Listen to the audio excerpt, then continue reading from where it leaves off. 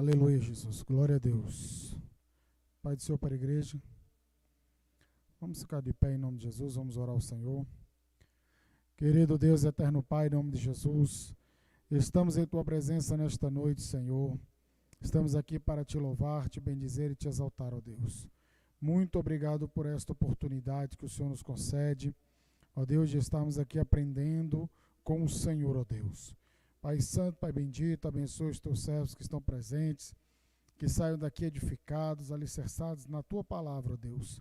Senhor, nos dê graça e sabedoria para nós ministrarmos o conteúdo nesta noite, ó Deus, em nome de Jesus.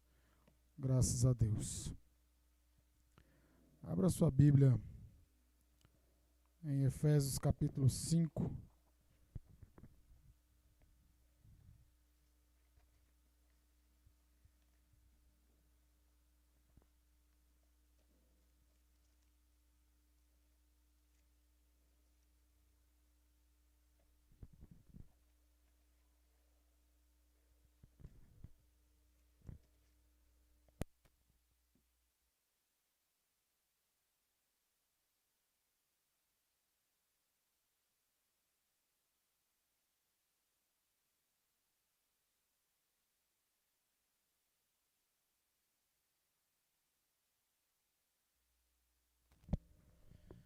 Efésios 5.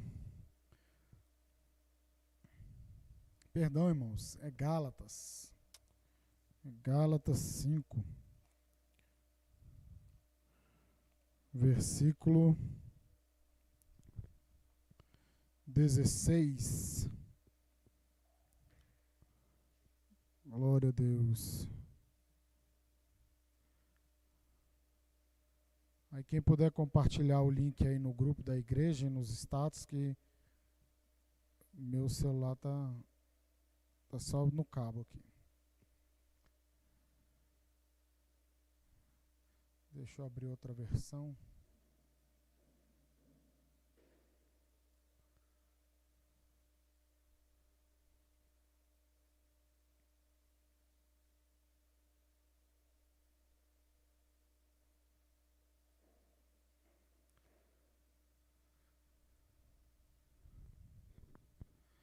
Cinco 16, eu vou ler aqui na versão NVT, que diz assim: por isso digo que deixem que o Espírito guie sua vida, assim não satisfarão os anseios de sua natureza humana.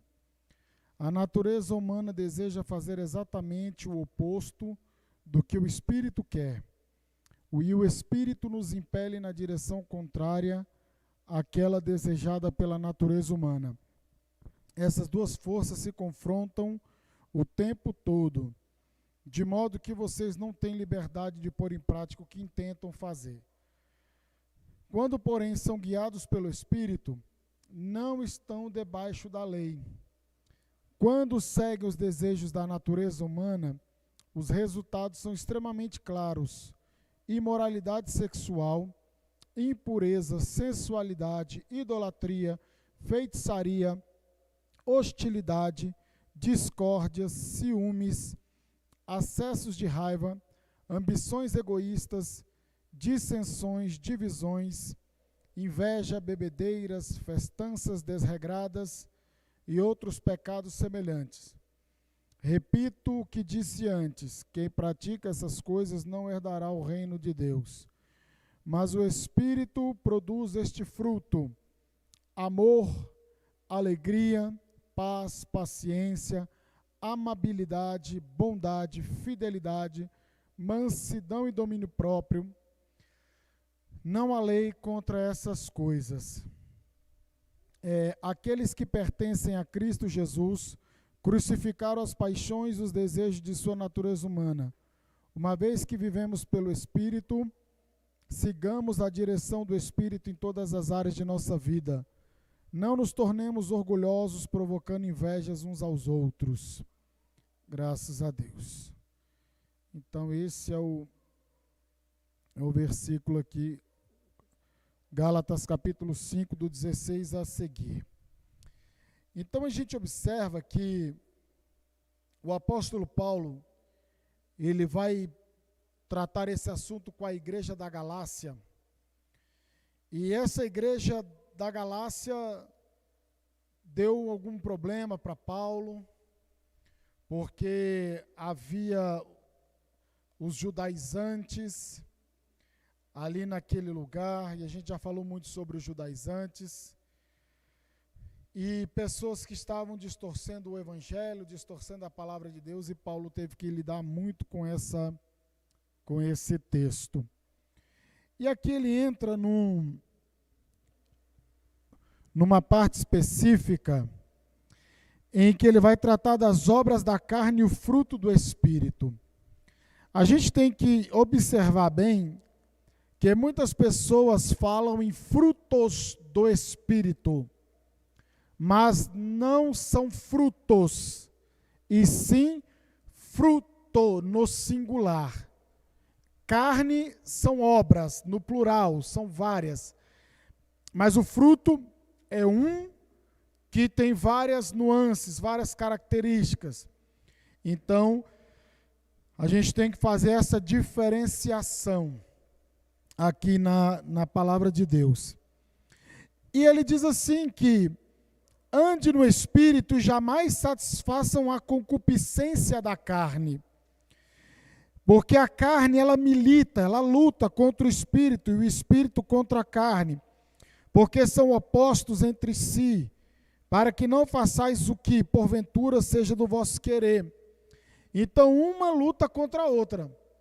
A carne luta contra o Espírito e assim sucessivamente. É como eu costumo dizer, é um cabo de guerra. Quem tiver mais força que puxa. Quem tiver mais força que leva. Então, a gente observa que ele fala de carne, espírito. Mas o que é carne? Porque quando Paulo escreve, quando a Bíblia Sagrada é escrita na sua língua original, principalmente no Novo Testamento, que foi escrita na língua grega,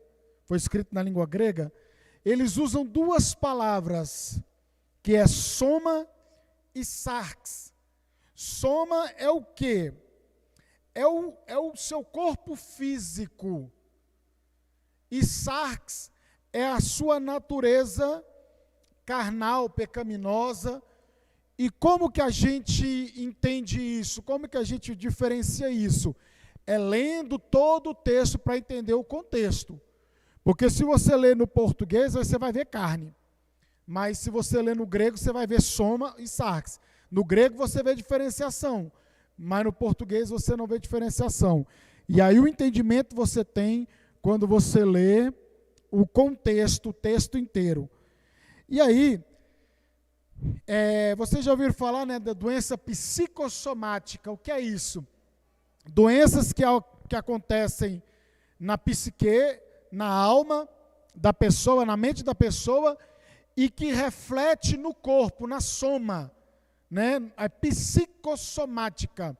Então, de tanto a pessoa pensar ou sofrer, o corpo, ele reflete, ele somatiza, ele reflete aquilo que está acontecendo no campo da alma, no campo dos sentimentos. E aí o corpo vai externando isso, vai mostrando essas coisas. Então é daí que vem psicossomática, por causa do corpo e tal. E aí, ele fala que aqueles que vivem praticando as obras da carne não podem herdar o reino de Deus. Por isso, a natureza carnal pecaminosa precisa ser resistida e mortificada numa guerra espiritual contínua que o crente trava através do poder do Espírito Santo. Então, há uma guerra travada e o crente só vence através do poder do Espírito Santo. Isso aqui fica muito evidente. E aí, Romanos capítulo 8, a gente vê isso muito claro. De quem quer. Romanos capítulo 8 fala que aqueles que se inclinam para a carne se inclinam para o quê? Para a morte. Aqueles que se inclinam para o Espírito se inclinam para a vida e paz. E aí você vê isso muito nitidamente em Romanos. Só que aí a gente vai ver agora as obras da carne, de um por um. A gente vai entender como que isso funciona, quais são as implicações, o que significa. Então o que acontece? Aí ele começa sobre prostituição. Prostituição ou imoralidade sexual. Porneia. Essa palavra ela é usada como uma palavra bem geral para relações e relacionamentos sexuais ilícitos. Muitos traduzem como prostituição, mas o correto é imoralidade sexual. E aí, é o amor que é comprado. Essencialmente, porneia é o amor que é comprado e vendido, o que não é amor de modo nenhum. A pessoa é considerada um objeto. Descreve o relacionamento em que uma das partes pode ser comprada e descartada como um objeto, e onde não há união de personalidade, nem respeito por estas. O cristão deve abster-se totalmente de tal coisa, deve fugir dela, deve mortificar essas atividades. É o único pecado em que o homem peca claramente e inconfundivelmente contra o seu próprio corpo. E o corpo não é para a imoralidade, mas para o Senhor. Então, a prostituição, a imoralidade sexual, o adultério, ele peca contra o corpo. E quando o homem, ele se une à prostituta, ele se une, né? O homem quando casa, ele se une com uma mulher e se torna uma só carne. E aí, quando o homem se une à prostituta, ao adultério, ele está ali se unindo a essa carne que não pertence a ele, que não tem vínculo com ele. Então, o que diz em 1 Tessalonicenses 4:3? Vamos ver aqui, Tessalonicenses 4:3.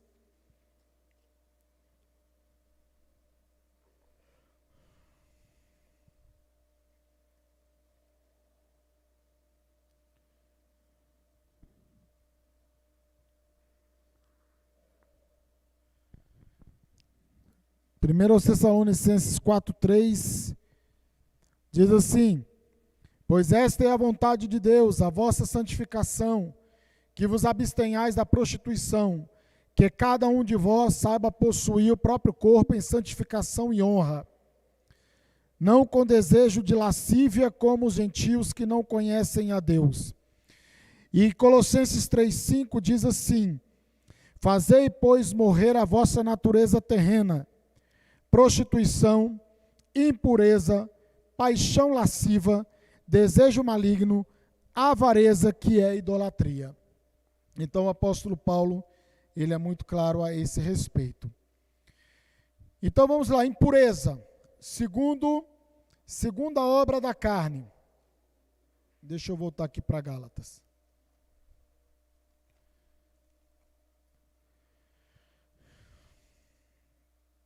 A gente está no versículo 19.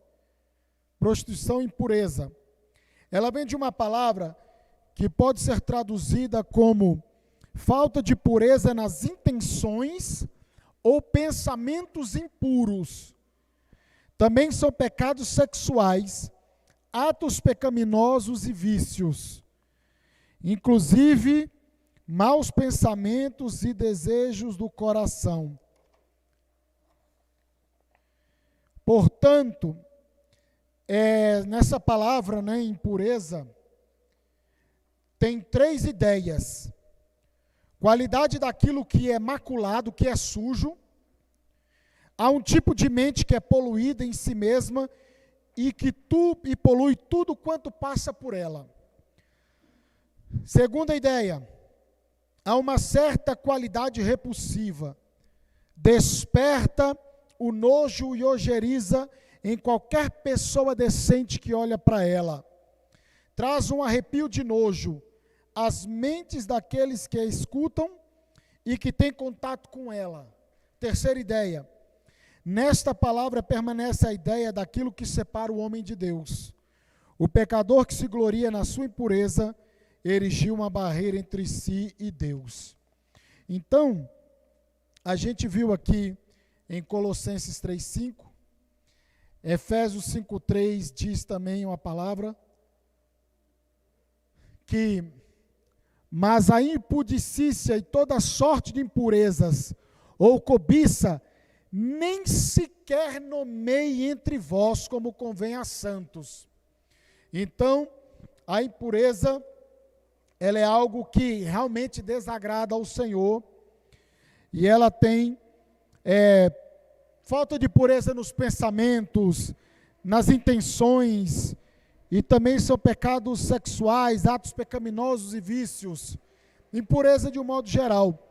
Então, essa impureza, essa imoralidade sexual, ela causa nojo e repulsa em toda e qualquer pessoa decente que olha para essa pessoa. E a gente vive hoje nessa cultura, né? Que a sensualidade é explorada à torto e à direito. Aí vem outra impureza, ou vem outra obra da carne, melhor dizendo, que é a lascívia. Ela vem de uma palavra que traz a ideia de libertinagem, sensualidade e até ansiedade pelo prazer carnal. Mostra quão terrível é essa obra carnal da vida de alguém dominada por ela. Indica um amor ao pecado tão desenfreado, tão audaz, que o homem deixou de importar-se com aquilo que Deus e os homens pensam a respeito das suas ações. Denota o pecado tão aberto e atrevido que deixa de ter a mínima consideração por aquilo que possa pensar, sentir ou dizer. Então é um amor ao pecado tão desenfreado que a pessoa não está nem aí a respeito das suas ações.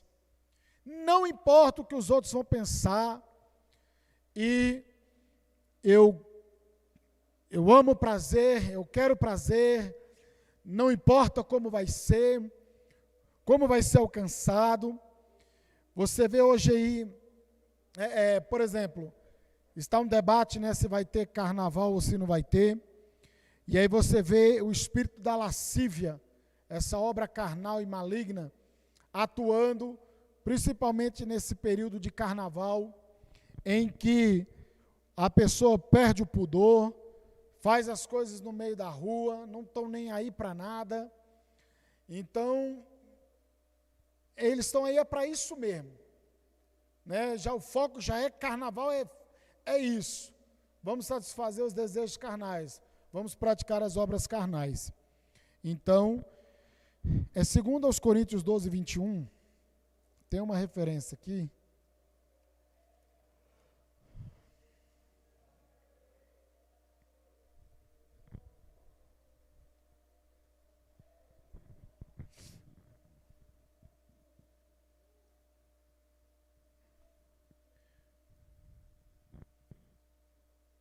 Quem encontrar pode ler. 12:21.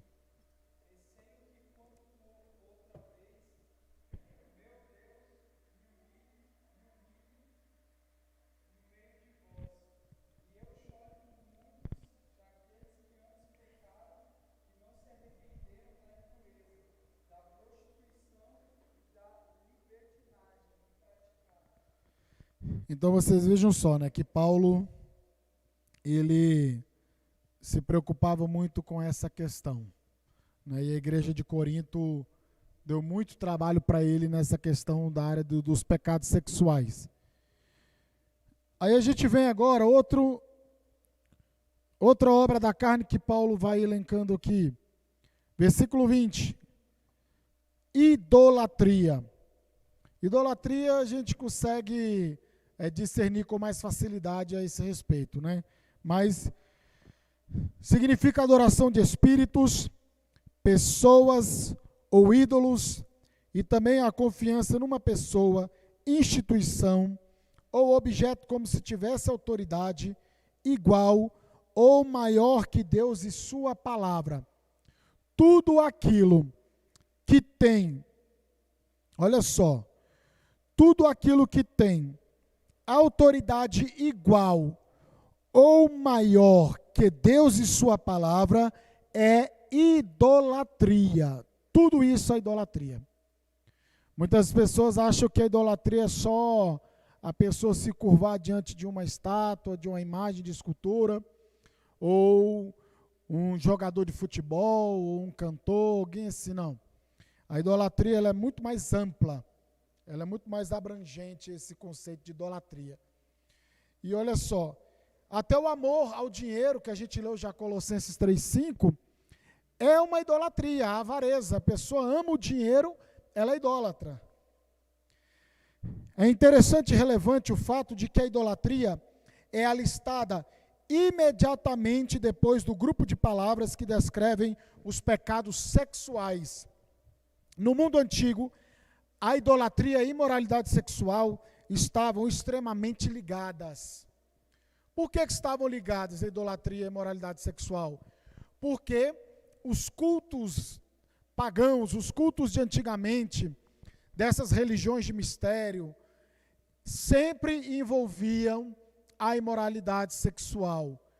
Nos templos tinham os prostitutos cultuais que sempre estavam envolvidos ali nesse sentido. Sempre. Imoralidade, culto às divindades, sempre tinha essa correlação. Aí por isso que Paulo ele vem tratando sobre os pecados sexuais e logo em seguida ele já entra com a idolatria, porque tem uma relação entre si. E é o contexto que Paulo encontrou. Hoje não é tão como no contexto de Paulo, mas o negócio era escancarado, né, na cultura grega, principalmente ali por onde Paulo andou. Então vamos lá. Aí vem em seguida a feitiçaria, versículo 20 de Gálatas 5. Aí é engraçado que a palavra grega para feitiçaria é farmaqueia. Aí farmaqueia, lembra? Farmácia, né? Só que a gente vai ver aqui o sentido dessa palavra. Espiritismo, magia negra, adoração de demônios, uso de drogas e outros materiais de práticas da feitiçaria. O cristianismo desenvolveu-se numa era em que o uso da feitiçaria e das artes mágicas era generalizado, e frequentemente com intenções criminosas. Na literatura grega antiga, farmaqueia é usada como uma palavra médica sem o menor mau sentido. Platão, né, o filósofo grego, fala dos diferentes tipos de tratamento médico: cauterização, incisão, uso de drogas, privação de alimentos. Tudo isso era farmaqueia, tudo isso ele usava. Mas não era no sentido negativo, que como a gente vê nas obras da carne. Então, era simplesmente uma palavra médica para o uso medicinal das drogas. Ele estava exercendo como um farmacêutico. Só que não tinha sentido de obras da carne. Só que depois, a palavra passa então a ter um uso abusivo de drogas, drogas para envenenar e não para curar. Este é o começo do mau sentido da palavra. O mundo antigo está repleto de práticas mágicas. Em Atos 19:19, você vê Paulo pregando, o povo se convertendo e eles depositando ali naquela praça, ali naquele local, jogando os livros de magia negra para serem queimados. Você vê o mágico tentando comprar um dom, e aí Paulo falava: ó, filho do diabo, cheio de todo engano. Então você vê assim os homens tentando comprar o dom, você vê as artes mágicas, a adivinhação, essas coisas. Quando você lê o Novo Testamento, você vê isso, principalmente em Atos dos Apóstolos. Então, E aí o que você vê? A maioria tem drogas que foram criadas em laboratório, que foram simplesmente desenvolvidas e que hoje se tornaram drogas. E aí serve para matar, envenenar. E aí o povo criou heroína, metanfetamina, LSD, êxtase, MDMA. E aí começaram a alterar a maconha no laboratório, o skunk.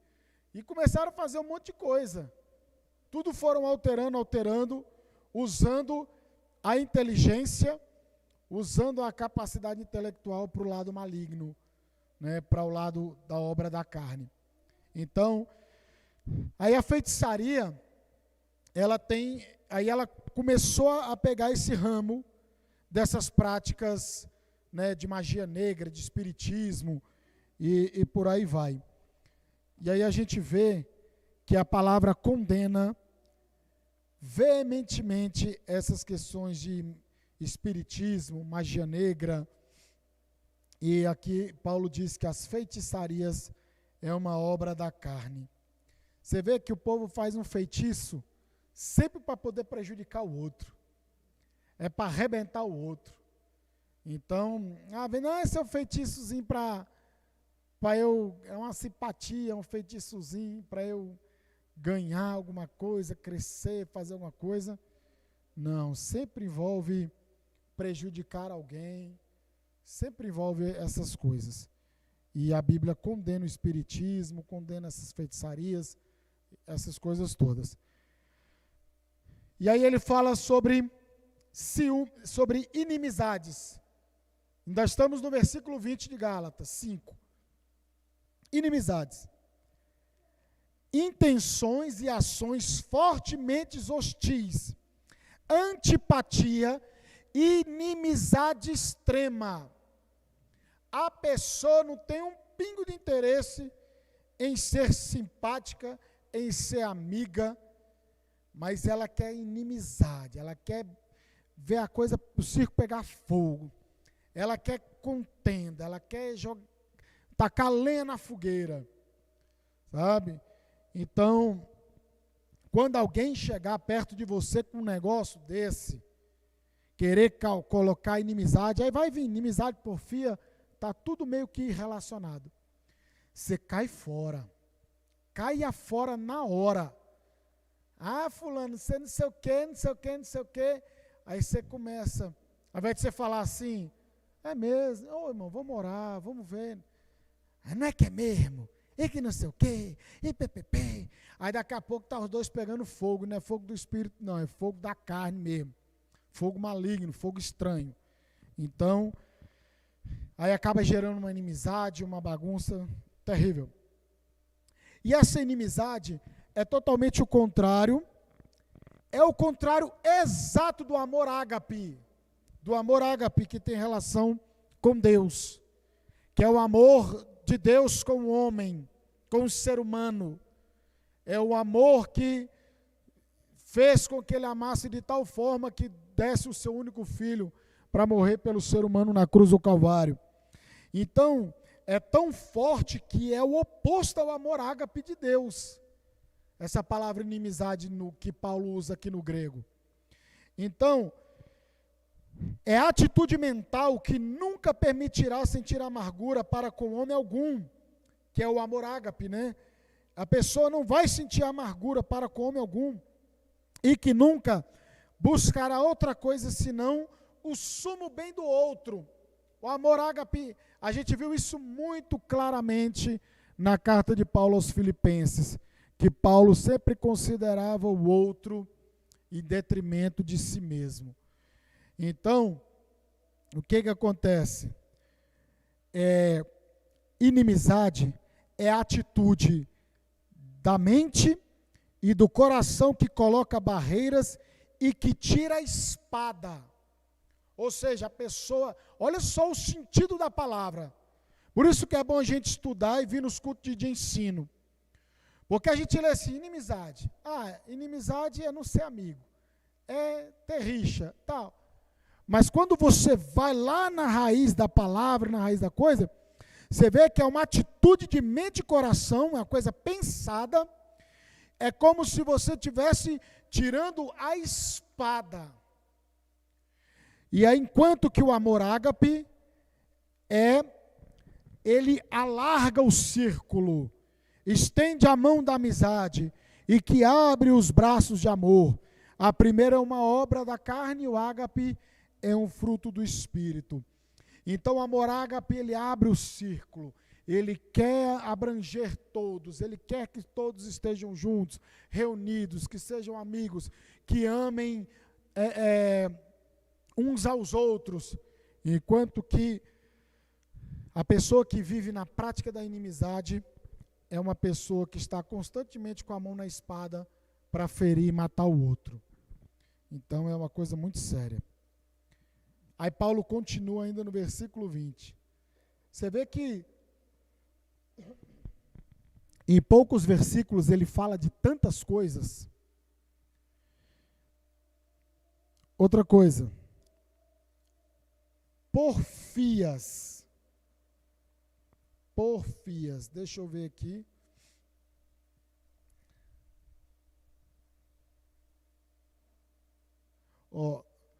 Deixa eu ver aqui. Idolatria, feitiçaria, hostilidade, que é o que ele usa para inimizade. Porfias, ele usa o quê? Discórdias. Para a palavra porfia, na revista atualizada é porfia. Na NVT é discórdias. Brigas, ódios, oposição, luta por superioridade. Pode-se dizer que inimizade e porfia ou discórdia têm uma ligação muito grande uma com a outra. A primeira é um estado de atitude da mente para com as pessoas, que é a inimizade, enquanto que a porfia, dissensão, é o resultado na vida real desse estado mental. É como se fosse a coisa na prática. Quanto que uma é um estado mental, por isso que elas andam juntas, elas estão correlacionadas, ela vem uma após a outra, porque é esse estado que passa do estado mental, e aí é o resultado na vida real.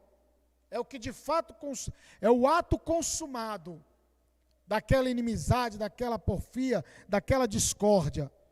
É a pessoa que só quer causar discórdia. Ela só quer causar discórdia no meio dos outros. Não pode ver ninguém bem. Não pode ver ninguém tranquilo, feliz. Que aí ela, com a amargura dela, com o sentimento carnal dela, quer semear a discórdia e a malignidade no meio. Então, olha só. É que 6 vezes essa palavra porfia ou discórdias, 4 de 6 vezes que ela aparece, tem conexão com a vida na igreja. De 6 vezes que aparece essa palavra porfia, dissensão, no grego, ela 4 vezes tem a ver com coisas que ocorrem dentro da igreja, tem conexão com a vida na igreja. 3 dessas palavras se encontram nas cartas da igreja de Corinto. É a divisão, é o que divide, é a discórdia, é a porfia, que divide a igreja de Corinto em facções. Eu sou de Paulo, eu sou de Apolo, eu sou de Cefas, eu sou de Jesus. É isso que Paulo está dizendo. Ele usa essa palavra, essa discórdia que vocês estão causando, que cria facções, partidos. É ela que dividiu a igreja e que trouxe inimizade onde deveria haver amor. Então tem pessoas que precisam ser curadas, precisam ser saradas nessa questão. Às vezes a pessoa até não quer, mas ela faz, porque ela está dominada pela carne, pela natureza carnal e humana. Então, antes de Paulo falar sobre as obras da carne, ele diz, olha, deixe que o Espírito guie sua vida. Essas duas forças, carne e espírito, elas se confrontam o tempo todo, de modo que vocês não têm liberdade de pôr em prática o que vocês querem fazer.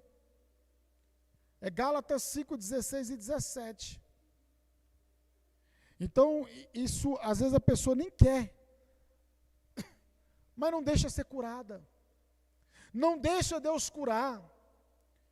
Fica guardando, depois guarda aquilo ali e fica remoendo, e remoendo, e remoendo, e remoendo, em vez de jogar para fora, de lançar para fora. Como? Buscando em Deus. Falando, Espírito Santo, eu não aguento mais. Eu não quero mais esse sentimento, eu não quero isso mais para a minha vida. Arranca isso de dentro de mim. Mas não, tem pessoas que fazem questão de remoer essas coisas. E só quem se prejudica é quem remoe, quem fica guardando, quem fica alimentando esse sentimento. Talvez a pessoa que te causou ou alguma coisa, talvez ela não está nem aí para você mais. Ou talvez já até morreu. E até hoje, eu sei porque eu convivo com isso, né, dentro da minha família. E eu já falei várias vezes, libera perdão, e não libera perdão.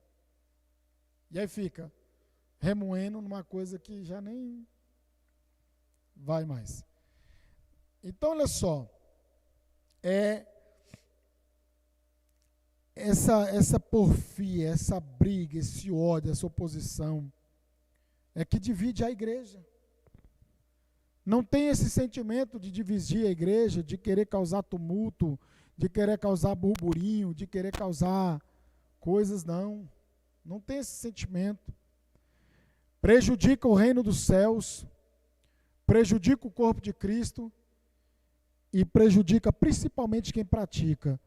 Porque ele diz que quem pratica isso não entra, não herda o reino dos céus, hipótese alguma. Outra obra da carne.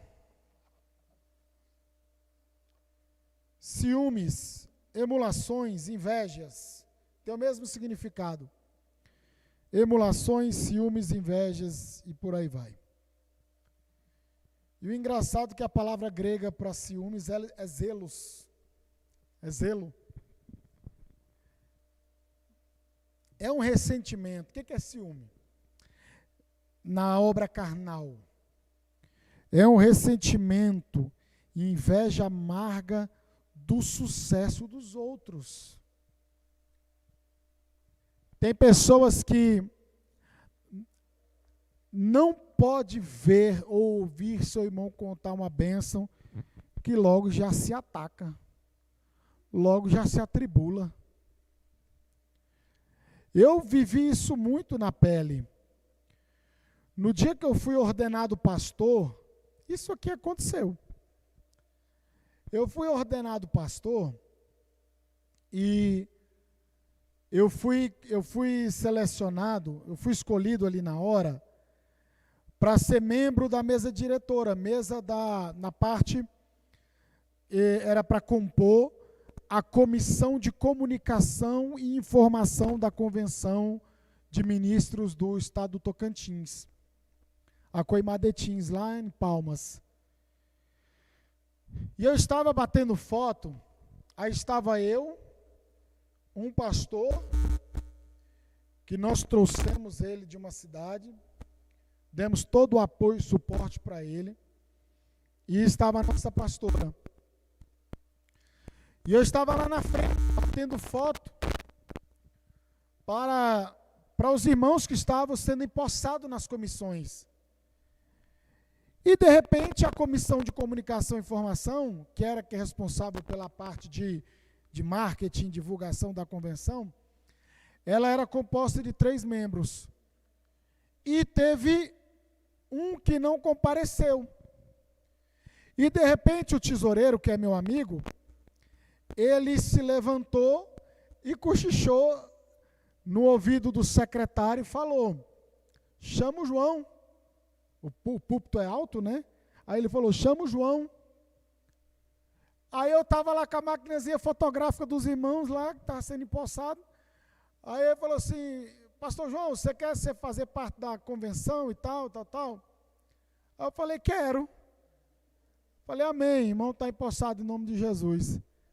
Rapaz, esse homem se atacou, mas a inveja entrou no coração desse sujeito. Rapaz, esse homem, quando a gente chegou em Aragoiânia, esse homem passou de casa em casa tentando me difamar junto aos membros da igreja. E graças a Deus, Jesus sempre nos ajudou a dar um bom testemunho, não colou. Por isso que eu falo, irmãos, a conduta é muito importante. A gente não é santo 100%, a gente não está em um pedestal, a gente não é essa coisa toda não. Mas a gente tem que buscar em Deus o mínimo para ter uma conduta que agrade o Senhor e que a gente não seja repreendido. E aí, as irmãs, não, isso aí que você está falando dele não cola não. Aí sabe o que aconteceu? O caba não. Aí ele queria me derrubar para tomar a vice-presidência do ministério, eu era o vice-presidente. Aí ele queria me derrubar para tomar a vice-presidência. Mano, tem gente que fica louco, brigando, né, por cadeira. Eu não, irmãos, eu vejo que se eu vou perder meu tempo de...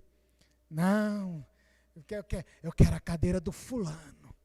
Não, eu quero a cadeira do fulano, aquela ali não me serve. Né?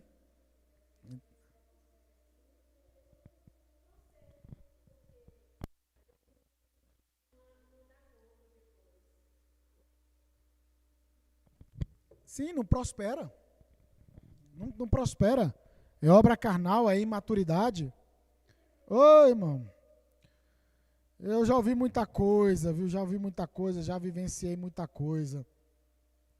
Eu vi muita gente brigando, se degladiando por causa de cargo, por causa das coisas. E eu olhando aquilo ali, nem mal sabem essas pessoas a responsabilidade que é liderar um departamento, uma igreja, que seja, por si só já há um peso grande sobre o lombo. Aí fica essas pessoas brigando a todo custo. Uma coisa é você desejar, almejar, porque Paulo diz, quem almeja ser obreiro, ser um presbítero, ser um servo, coisa boa está desejando, está querendo servir. Mas quando a motivação é errada, aí não. Aí já... Aí tem que ir. Aí não pode contar, não pode ver o irmão aqui na frente contar. Só o irmão que conta a bênção, eu não conto. Por aí não vai contar mesmo, porque só de falar isso aí já perdeu a bênção. Ciumento, Deus o livre. Então olha só, o que diz Romanos 13:13? Vamos ver o que Paulo diz em Romanos 13:13 sobre ciúme.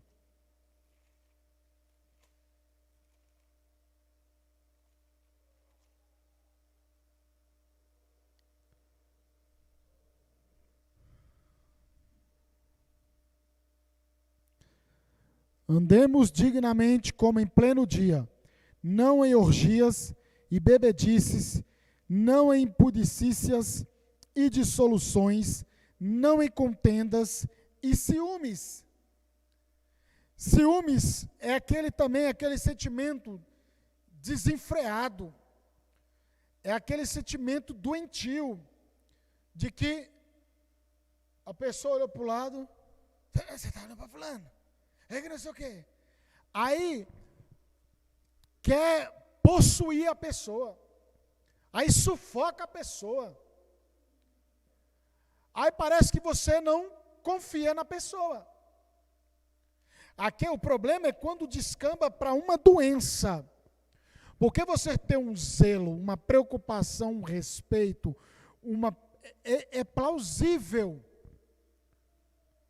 Mas quando descamba para o que é doentio, também é obra carnal. sufoca, mata, e aí a pessoa pega e vai se embora. Então, olha só, os ciúmes e as contendas são a prova de que as pessoas estão ainda sob o domínio dos mais baixos instintos da sua natureza. Olha que coisa terrível. Aí Paulo, continuando aqui sobre a obra da carne, ira. Aí vem a ira. Ira ou fúria explosiva, que irrompe através de palavras e ações violentas. É uma qualidade que arruína relacionamentos pessoais e que destrói a fraternidade dentro da comunidade. Portanto, não é a ira acumulada há muito tempo, é o fogo ardente do mau gênio que se incendeia em palavras e ações violentas e que se apaga com igual rapidez. Como diziam os gregos, é como fogo de palha, que rapidamente produz uma chama alta e com qual igual rapidez apaga-se ao esgotar-se o combustível. Devido ao fato de irromper como fogo sobre a palha e depois se esquecer, pensa que os outros devem ter igual capacidade para se esquecerem da dor que ele infligiu. Então, é uma fúria explosiva. Colossenses 3:8.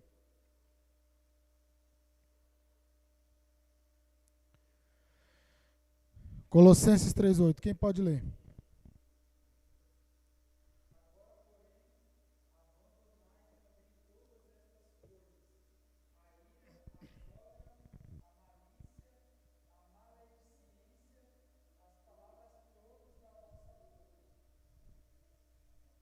Ira, indignação, maldade, maledicência, linguagem obscena do vosso falar.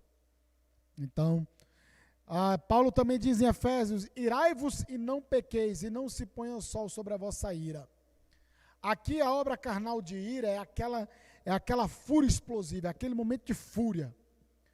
E vocês já viram um filme? Tem um filme, né, Dia de Fúria. Existe um filme, Dia de Fúria. Eu já assisti. Não sei se vocês já assistiram.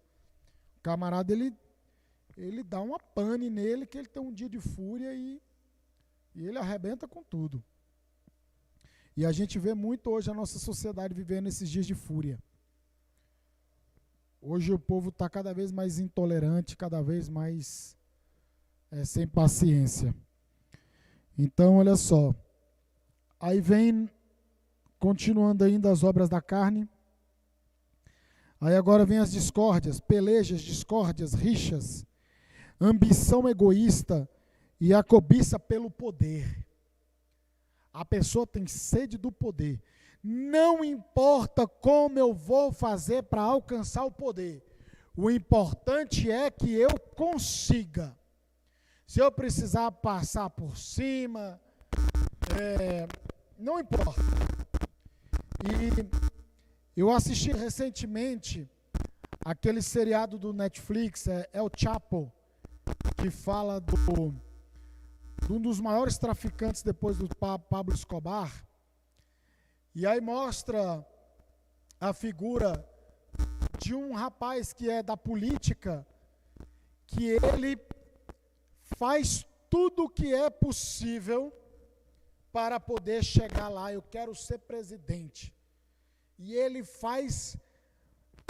negocia com traficante, ele negocia com político, ele negocia com gente A, B ou C, e ele mata até a pessoa que ele amava para poder apagar, porque aquela pessoa ia manchar a reputação dele para ser escolhido para presidente. Então, nitidamente, falando sobre isso aqui, eu vi a cara desse sujeito lá nesse seriado. Então, não importa como vou fazer, mas eu quero Aí tem aqueles que a sua obra é exaltar a sua própria importância. e que ficam amargamente decepcionados quando não recebem posição e honrarias que acreditam ter merecido. E pegue, ó, cai fora. Isso eu também já vi demais. Pessoas que estão ali só por um interesse.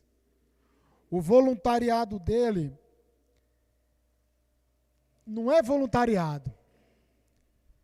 É só uma forma dele tentar se mostrar, tentar a glória para si. Ele quer a honraria que ele acha que merece ter.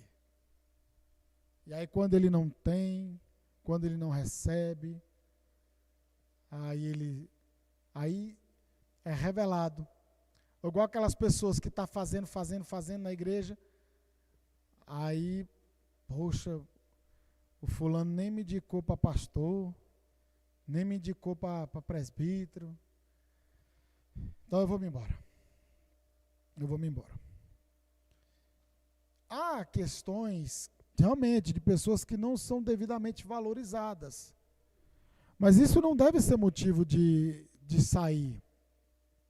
Eu nunca saí de igreja nenhuma porque, primeiro que eu nunca tive esse sentimento de que, eu acho que eu devo ser pastor. Eu acho que eu devo ser presbítero. Não. Quando eu saí da Igreja Deus e Amor, eu era cooperador. Cooperador na Igreja Deus e Amor é como se fosse um diácono na Assembleia de Deus. Eu cheguei no meu pastor e falei assim, quando eu fui para a Assembleia. Eu falei, pastor, eu renuncio todo o meu cargo, tudinho, e como é uma nova denominação, é um novo trabalho, é um tipo de pensamento diferente, então o senhor me aceita como membro. Aí, pouco prazo, o pastor, não, eu vou te apresentar como auxiliar de trabalho. Aí, antes dele sair, me apresentou como diácono. Aí, o que entrou, manteve a minha indicação ao diaconato. E aí, eu fui consagrado diácono e por aí vai. Então, quando eu fui ordenado pastor, eu era para ser ordenado evangelista. Só que chegaram na hora e falou, não, você já desempenha uma função que você não precisa ser evangelista. Então já ordena logo a pastor. Então foi tudo muito naturalmente que aconteceu na nossa vida. A gente não ficou nessa sangria desatada aí, né, pelejando com discórdia, com rixa, e querendo poder, e querendo essas coisas, não. Para vocês terem ideia, quando o pastor Boanerges, ele lançou a proposta, falou assim, olha, vai ter eleição para a congregação Betel, e ele me chamou lá na casa dele, e aí eu falei com ele, eu falei, pastor, eu estou à disposição de Jesus Cristo e nós estamos à disposição do ministério para servir o ministério. Então nós aceitamos sim. Então, para você ter ideia, eu não falo aqui para me exaltar e nem querer trazer para nós alguma coisa, não. Mas é uma experiência que talvez a gente não tenha revelado para a igreja. Quando houve a escala dos cultos, né? Quem ia dirigir, quem ia pregar, aquela coisa toda, eu virei para várias pessoas, tem várias pessoas que podem confirmar o que eu falei isso ali na Academiel. Eles confirmam ali. No dia os dias que não forem a nossa escala, eu não vou para a igreja. Porque é uma situação estranha, vai achar que a gente está fazendo politicagem. E aí, tiveram pessoas que falaram assim, João, você é o único que não é conhecido naquele lugar.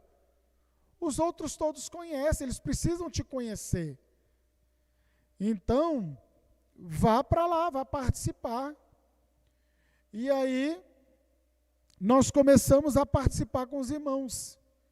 E eu senti de Deus essa direção, essa orientação de participar com os irmãos.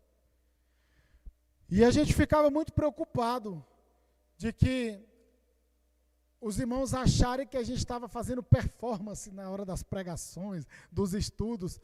Mas do mesmo jeitinho que eu ministrava aqui durante a eleição, eu ministrava aqui e acolá, para onde quer que fosse. Porque é o dia a dia entre nós é que vai revelar quem sou eu, quem é minha esposa. A performance você pode fazer um dia, né? Ali, mas no dia a dia, como se diz, comendo 1 quilo de sal, é que você vai saber quem é quem. Então a gente tinha uma preocupação muito grande. Então, se for, amém. Se não for, eu voltava de novo para a minha congregação, continuaria no meu lugarzinho de boa ali, ó, assessorando mais o pastor Elias. Pensa no tanto que a gente dá certo. Até na hora de discordar, a gente dava certo. Eu discordava dele e falava para ele, mas eu não arrumava confusão com ele, porque eu sabia que ele era o líder da igreja, embora eu não concordasse, mas eu respeitava a decisão dele, e eu expunha a minha posição, e a gente tocava o barco. Por isso que ele ficou meio sentido com a nossa saída, mas a gente tem que seguir viagem, né, do jeito que Deus quer. Então foi assim que aconteceu. Eu correr atrás dessas coisas? Não. Deixa acontecer naturalmente, porque aí a gente tem aquela certeza de que Deus está no negócio, de que Deus é no negócio. Porque com a certeza de que Deus é no negócio, tem hora que a gente já fica assim, meu Jesus, e agora? Mas não, é a convicção, é o chamado, tem que falar mais alto. E a gente tem que tocar o barco. Vamos lá, dissensões.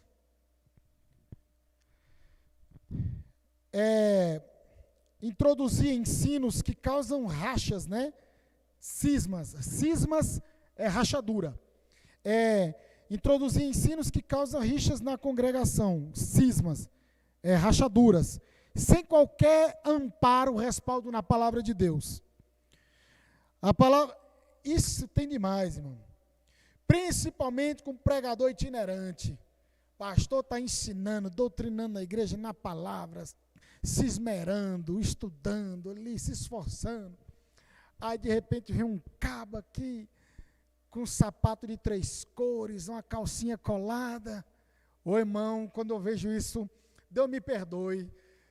Mas eu julgo pela aparência, pode ser até que não seja, mas a experiência, a caminhada já nos fez assim, sabe?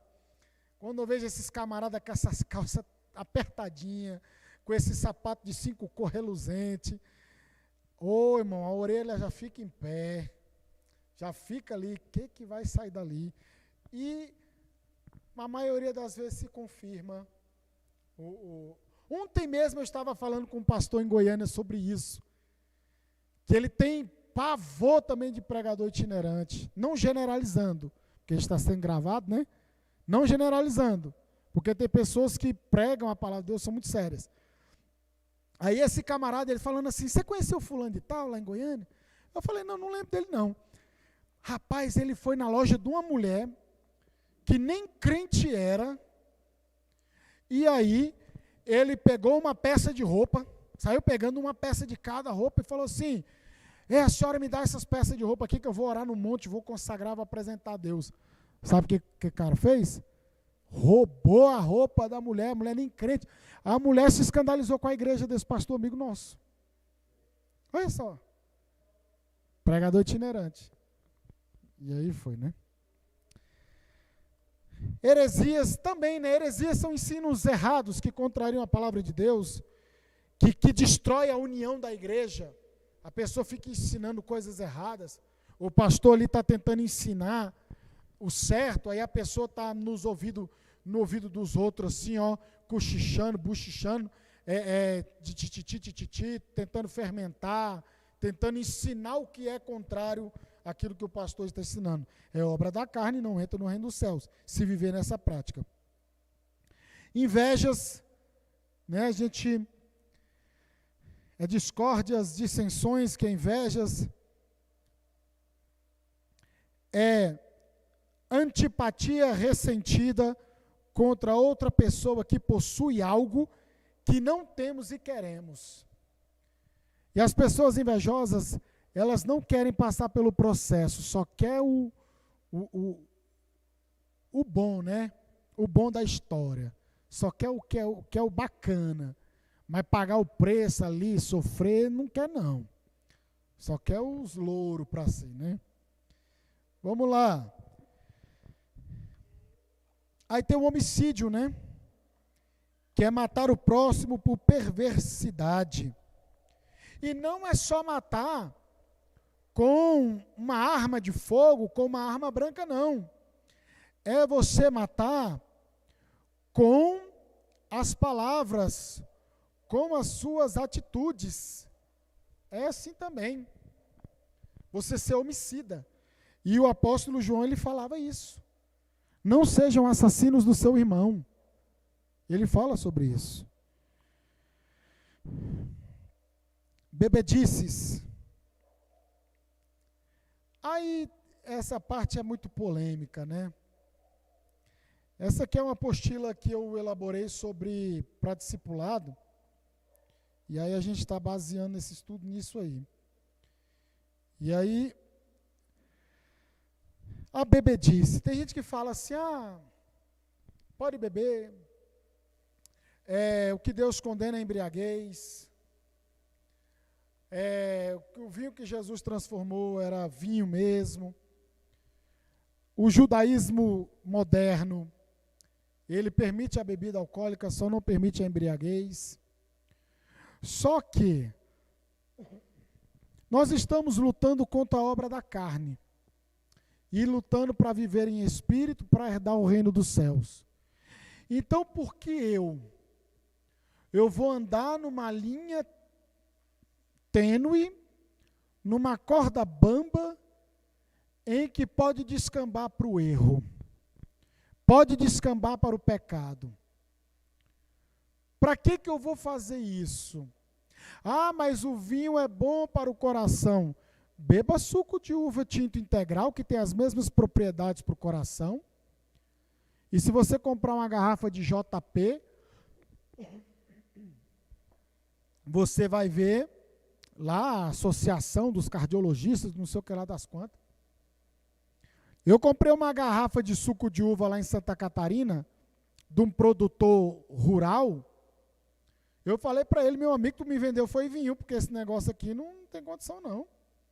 Ele, não, vinhos são aqueles ali, e todos esses aqui são suco de uva.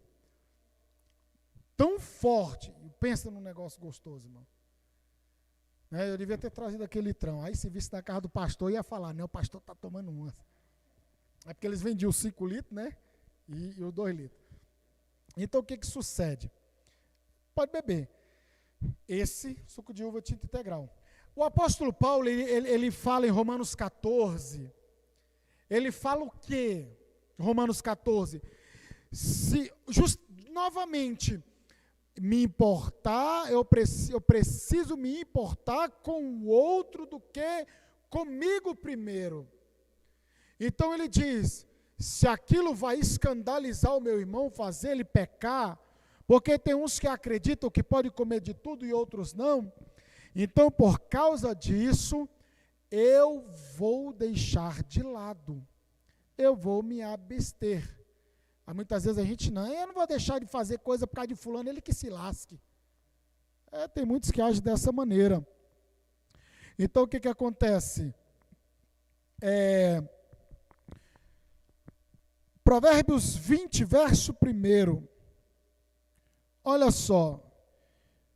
20, verso 1, que diz aí a palavra de Deus.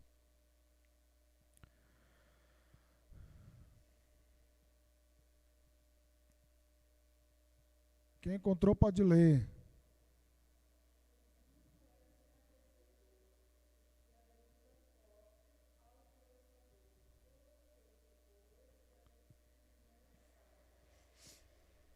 Então eu vou ler aqui novamente para sair na live. Que o vinho é escarnecedor, a bebida forte alvoroçadora, e todo aquele que neles errar nunca será sábio.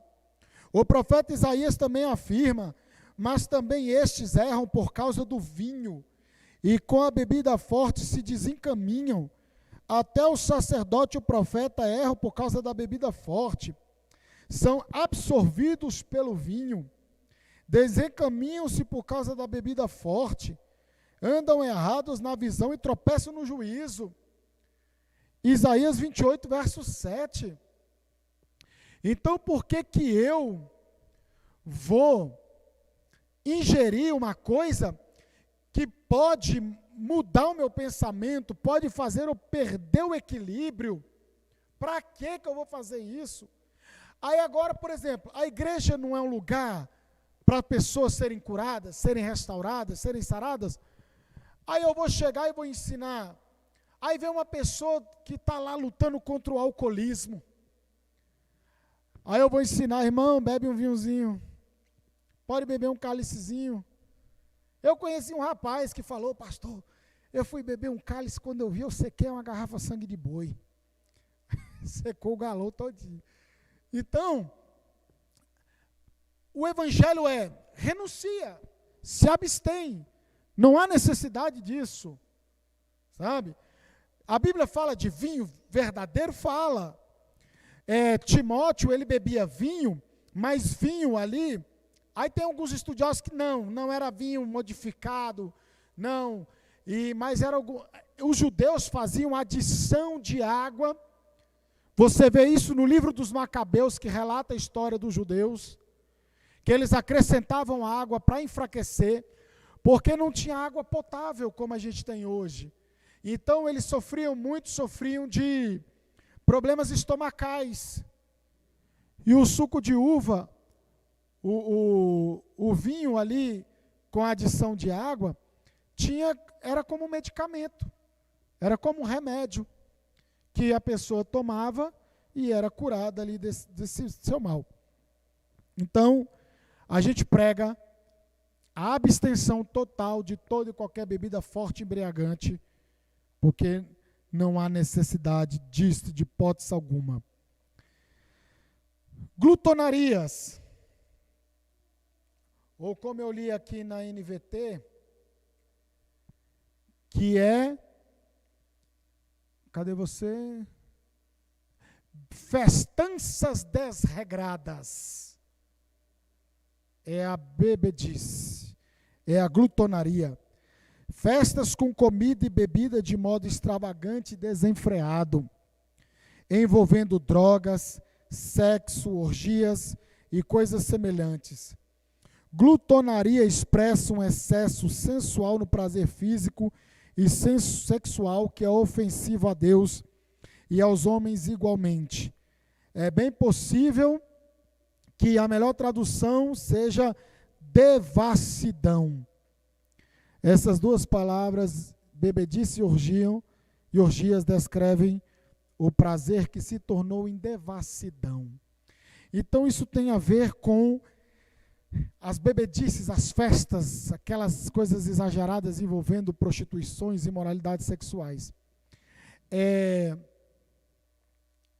Tem criança aqui, né? Eu queria explicar. Vocês já ouviram falar sobre Baco, o deus do vinho? Aí tem uma palavra Baca e por aí vai, né? Não sei se você já pegou. Então, essa festa era em homenagem a esse deus Baco. Por isso que tinha essa festa do Baca,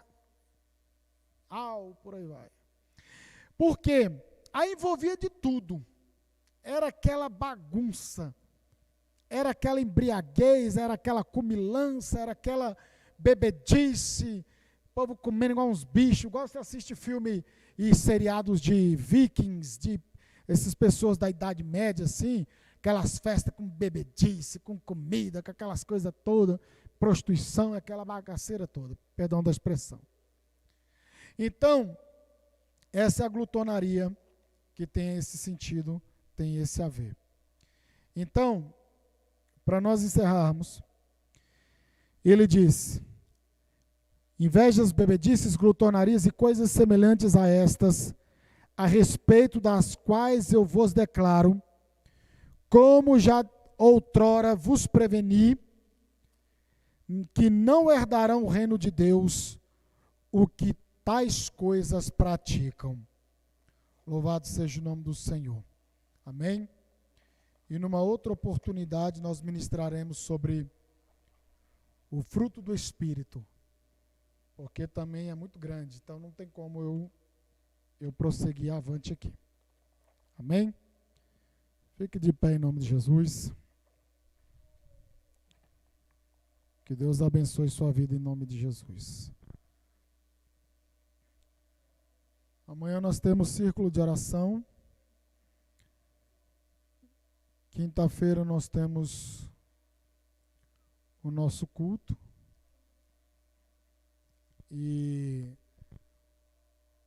Aliás, amanhã nós temos a nossa reunião ministerial, tá, irmãos? Obreiros, líderes, para estarem aqui todos 8 horas da noite, em nome de Jesus Cristo. Nós vamos falar sobre os cargos, como é que vai ficar para o ano de 2021. Oi? O que tem a reunião? Reunião. Reunião ministerial amanhã.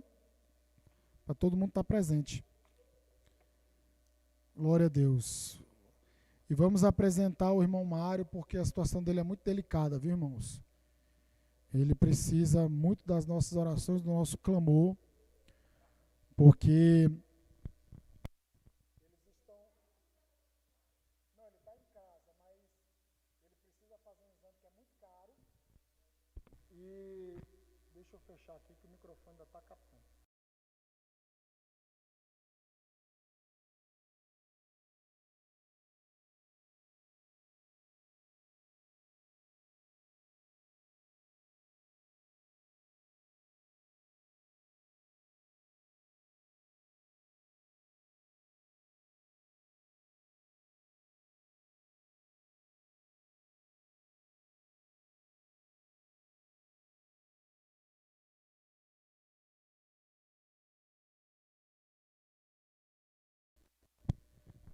Vamos orar.